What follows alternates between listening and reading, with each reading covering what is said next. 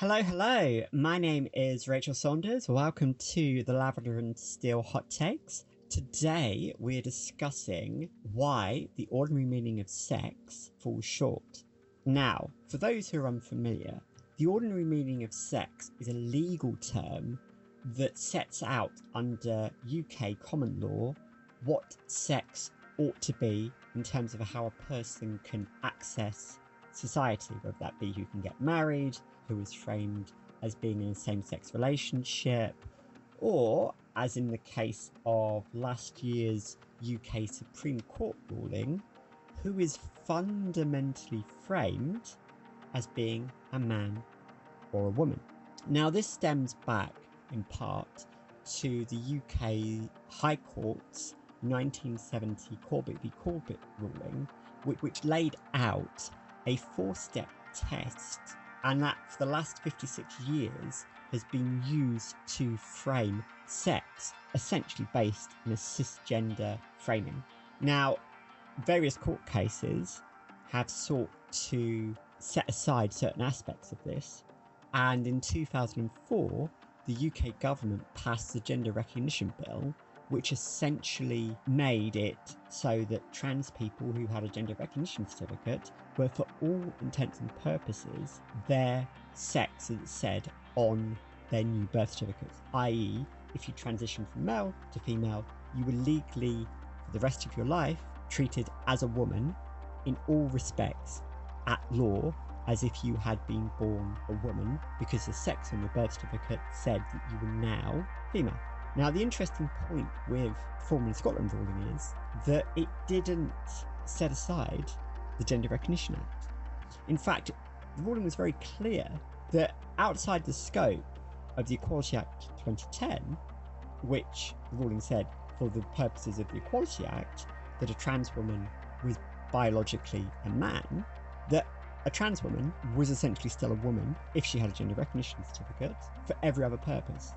Now, as has been covered elsewhere on the podcast, this is still a deeply problematic and flawed assumption because it assumes that womanhood is framed in a very narrow definition.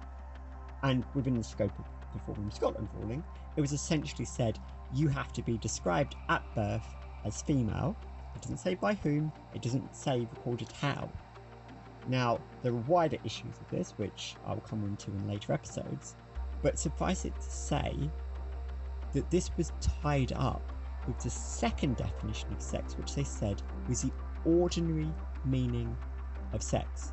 Now that means, within the framing of English law, the average opinion of the person on the Clapham omnibus, so the average person on the street, it's not too radical, it's not too reactionary, it's this middle ground, this median that applies across all of society.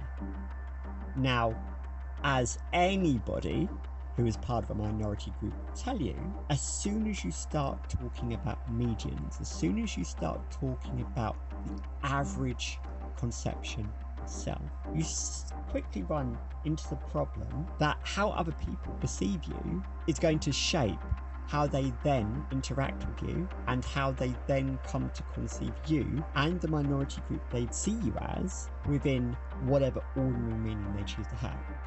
Now, at law, ordinary meaning has a place because it allows a functional definition of a concept such as sex to be used across society.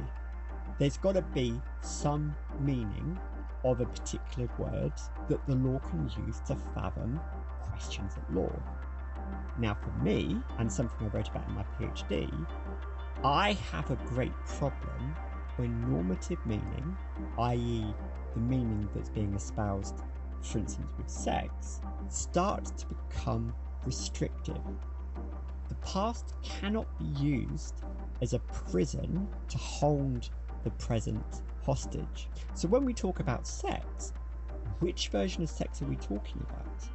Because organisations such as Sex Matters, the LGBT Alliance, and many conservative groups in the United States root their conception of sex in a dichotomous way that is out of step with contemporary biology. Now, for the sake of this episode, I'm not going to get into the weeds of what a biological understanding of sex is. Because ultimately, it doesn't actually matter, per se, how you choose to frame sex. What matters, and I would say structurally has become significantly important, is which definition do we societally use to impose restrictions and boundaries across society. Sex, as any feminist will tell you, sex bodies have always historically been used to keep women with a restricted set of rights. If you look at any society pre-1792, so essentially pre the French Revolution, often what you will see is the infantilization of women. So women were essentially passed from father to husband, and the marriage contract was seen as a handing over of a legal child to the person who becomes legally and morally responsible for her. And so when we talk about sex and talk about how sex is being shaped in society, this is the thing that we really need to click into. And the thing that I don't think a lot of gender critics or even conservative fundamentalist Christians and Christian nationalists really conceptually understand.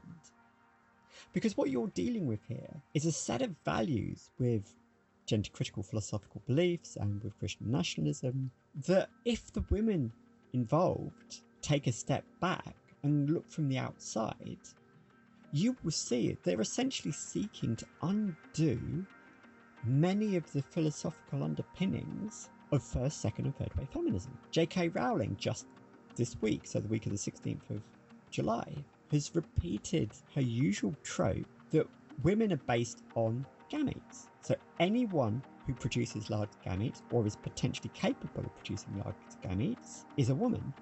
Now, semantically and syntactically, I would suggest that is fundamentally flawed, but it hits at that nub of the question. It hits at the point where you go, is this all we want for women?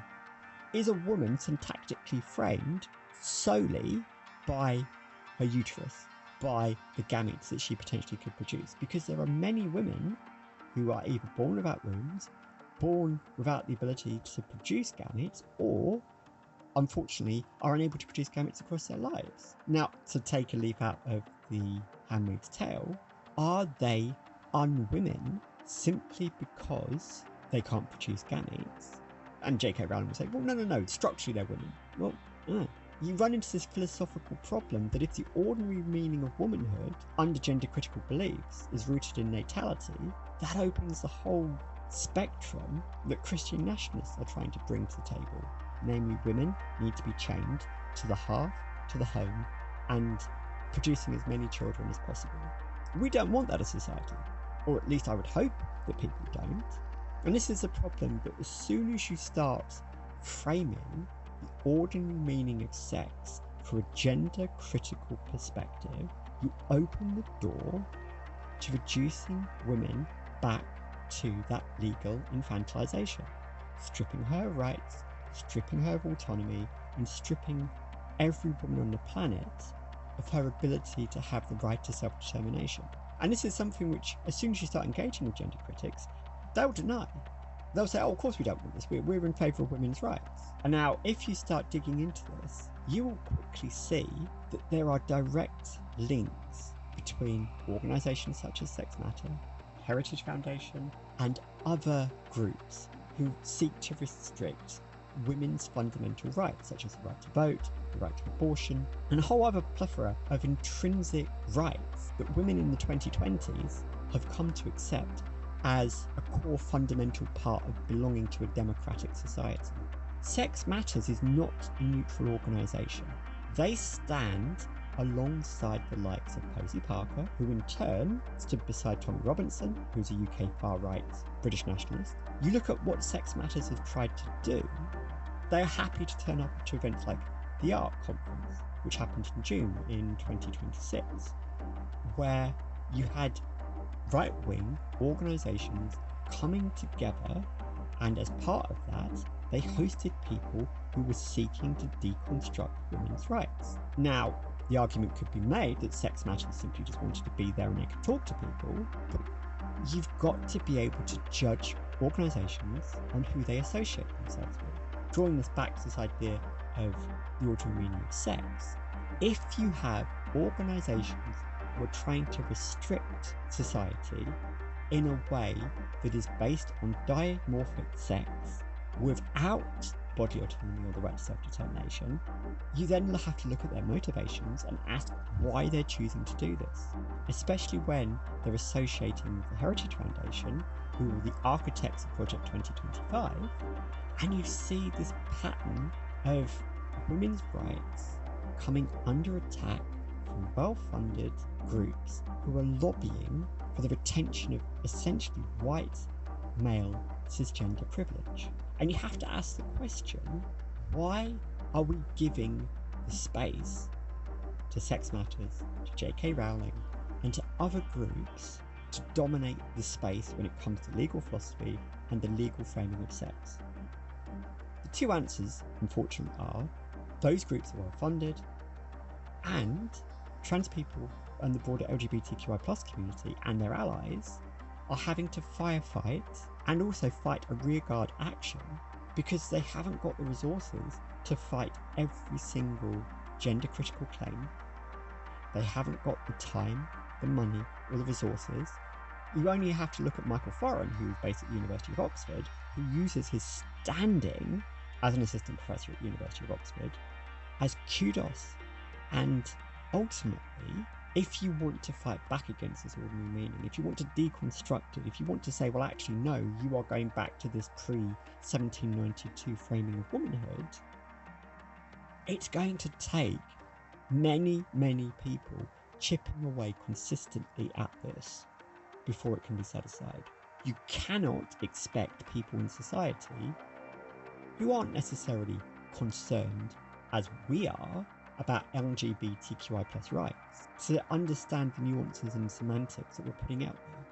Ultimately, if you want a pluralist society where you're not just judged on your appearance, where you're not just judged on the makeup you wear, the clothes you wear, the haircut you have, the shoes you have, etc., etc., we're fighting for that right, irrespective of whether you're cisgender or transgender.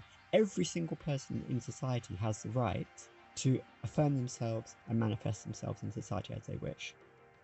Which single-sex spaces they are should not be based on the perception and biases of the person observing them, which is fundamentally what the US and the UK Supreme Court have said, because the moment you step into those spaces and you're challenged, you have little right of reply, you will simply be removed.